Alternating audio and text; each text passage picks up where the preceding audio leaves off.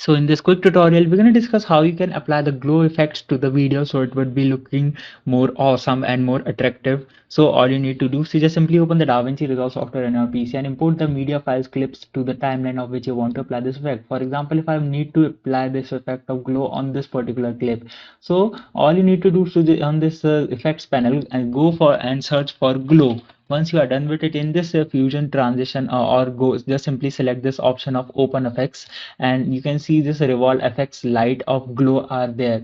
Just simply drag and drop to the timeline or clip that you want, and now change the settings as per your requirements. You can see the effect of glow has been applying as per my need, and once I'm done with it, now you can see the video looks more aesthetic as compared to the previous one. I hope this video will be helpful for you. Make sure to hit the like button and subscribe button for having such more helpful and interesting tutorials. See you in the next one. Take care.